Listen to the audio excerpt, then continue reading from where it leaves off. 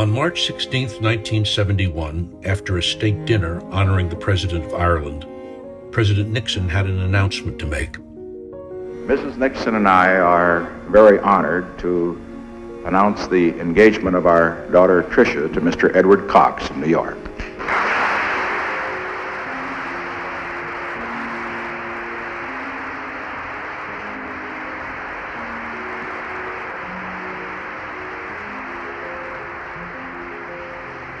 The date Ed and Tricia chose was June 12th, and the First Lady suggested having an outdoor ceremony in the Rose Garden. It had been known as the West Garden until 1913, when Mrs. Woodrow Wilson planted the first rose bushes that gave it its new name.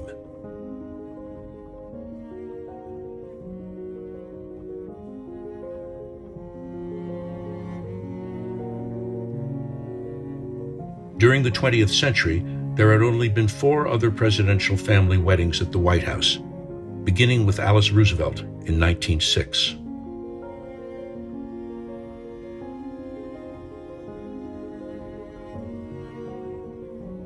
Tricia Nixon's wedding would be the 5th, the first in June, and the first ever held outdoors. A platform for the ceremony was built, and an aisle was marked down the middle of the Rose Garden. An official crew filmed the wedding for history, and White House Chief of Staff Bob Haldeman was there with his new handheld Kodak Super 8 camera. Most of these Haldeman home movies are being seen here for the first time. 400 guests could be invited, and millions would be attending on television. Briefings were held for the more than 500 reporters and technicians covering the wedding. A broadcast pavilion was built on the South Lawn. It was estimated that 1 out of 2 Americans watched at least part of the wedding on TV. A 12-foot-high white wrought iron gazebo was designed for the ceremony. You can see it today in the gardens at the Nixon Library in Yorba Linda, California. The rehearsal day was warm and sunny. Mrs. Nixon joined Howard and Ann Cox. The president checked out every detail and waited patiently until it was time for him to play his part.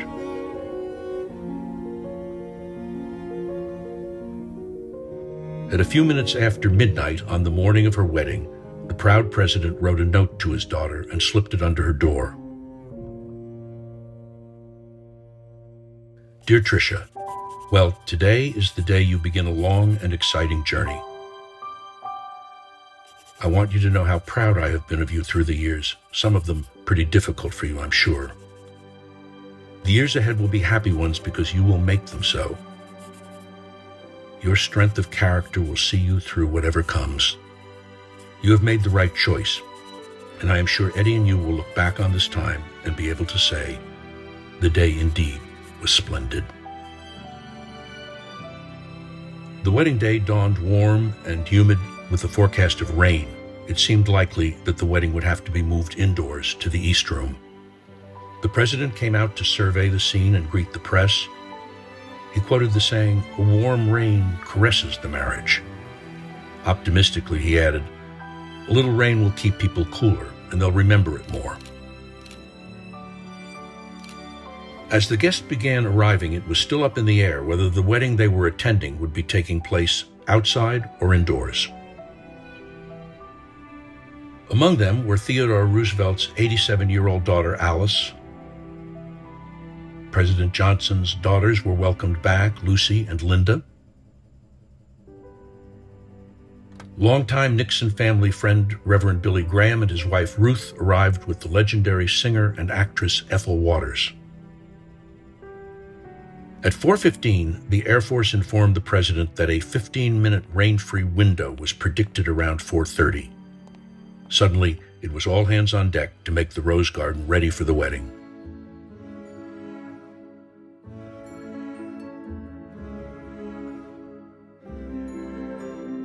The gazebo was uncovered and the platform wiped dry. The carpet was secured, and the guests began arriving.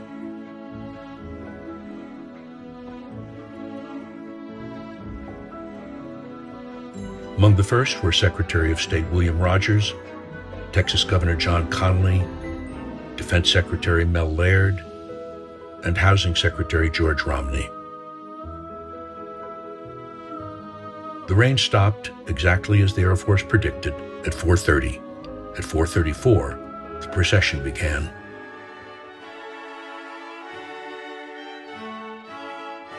In a diary she kept of the day, Tricia described the Rose Garden as the most breathtaking sight I had ever seen in the United States. For once, mankind improved on nature.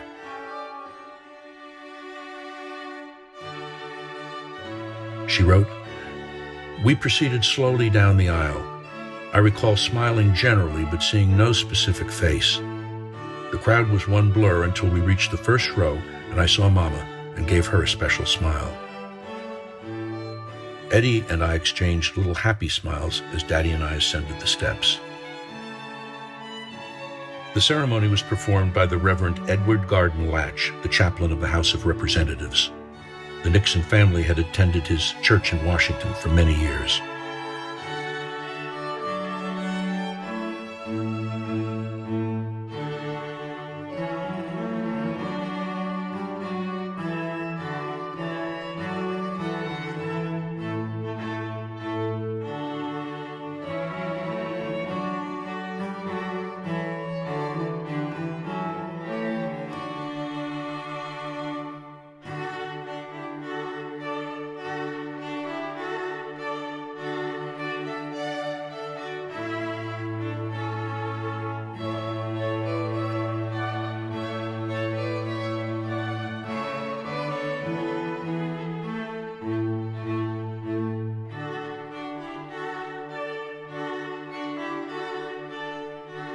After the ceremony, the official photographs were taken in the Blue Room. Tricia's maid of honor was her sister, Julie Eisenhower, whose husband David was away in the Navy on active duty in the Mediterranean.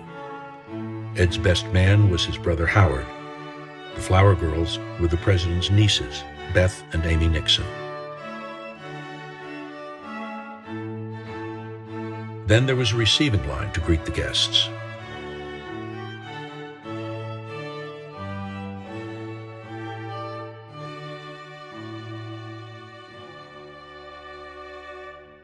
The reception was held in the East Room.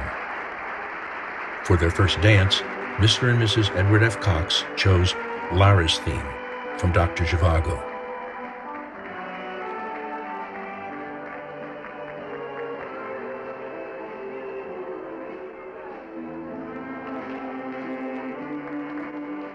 The second dance was for the father of the bride.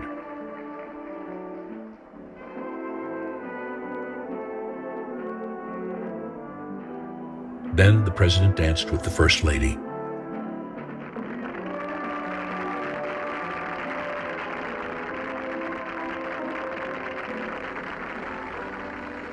He danced with 1967 White House bride Lyndon Johnson Robb, while the First Lady danced with Chuck Robb.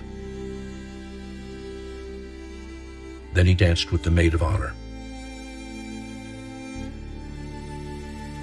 The 6-tier wedding cake took almost a week to bake and was close to 7 feet high.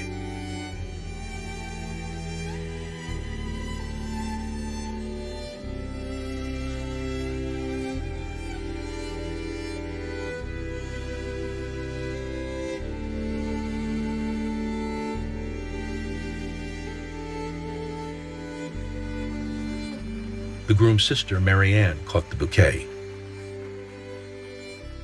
And then it was time to leave.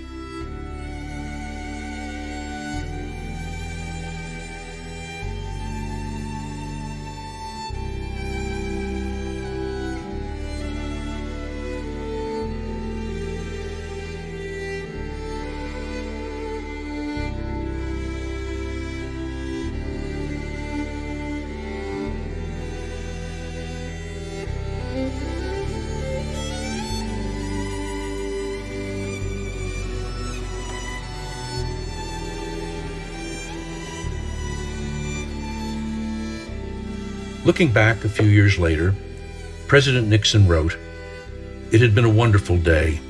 Even the weather had turned out to be a friend. It was a day that all of us will always remember, because all of us were beautifully and simply happy."